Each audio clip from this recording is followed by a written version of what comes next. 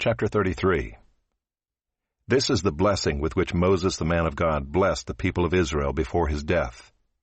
He said, "The Lord came from Sinai and dawned from Seir upon us.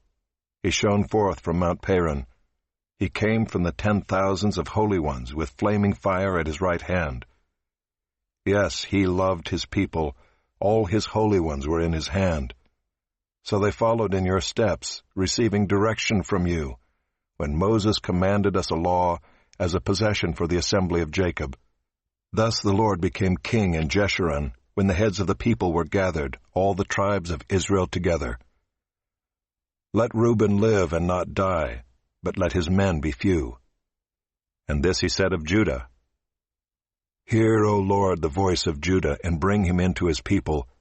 With your hands contend for him, and be a help against his adversaries." And of Levi he said, "Give to Levi your Thummim, and your Urim to your godly one, whom you tested at Massah, with whom you quarreled at the waters of Meribah, who said of his father and mother, 'I regard them not.' He disowned his brothers and ignored his children, for they observed your word and kept your covenant. They shall teach Jacob your rules and Israel your law. They shall put incense before you and whole burnt offerings on your altar. Bless, O Lord, his substance, and accept the work of his hands. Crush the loins of his adversaries and those who hate him, that they rise not again." Of Benjamin he said, "The beloved of the Lord dwells in safety. The high God surrounds him all day long and dwells between his shoulders." And of Joseph he said, "Blessed by the Lord be his land, with the choicest gifts of heaven above, and of the deep that crouches beneath, with the choicest fruits of the sun, and the rich yield of the months, with the finest produce of the ancient mountains, and the abundance of the everlasting hills, with the best gifts of the earth and its fullness, and the favor of him who dwells in the bush. May these rest on the head of Joseph, on the pate of him who is prince among his brothers. A firstborn bull, he has majesty, and his horns are the horns of a wild ox. With them he shall gore the peoples, all of them, to the ends of the earth. They are the 10,000s of Ephraim, and they are the thousands of Manasseh."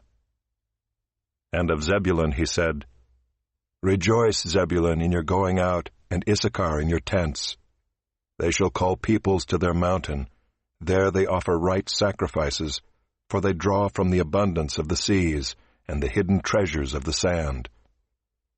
And of Gad he said, "Blessed be he who enlarges Gad. Gad crouches like a lion, he tears off arm and scalp. He chose the best of the land for himself, for there a commander's portion was reserved, and he came with the heads of the people. With Israel he executed the justice of the Lord, and his judgments for Israel." And of Dan he said, "Dan is a lion's cub that leaps from Bashan." And of Naphtali he said, "O Naphtali, sated with favor, and full of the blessing of the Lord, possess the lake and the south."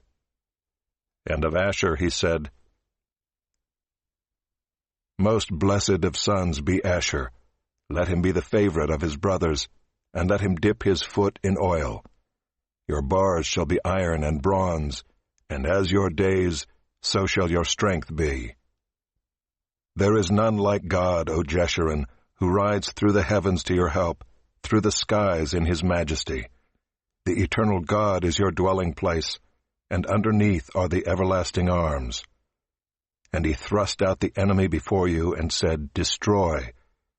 So Israel lived in safety, Jacob lived alone, in a land of grain and wine, whose heavens drop down dew. Happy are you, O Israel!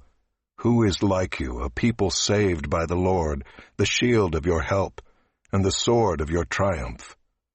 Your enemies shall come fawning to you, and you shall tread upon their backs."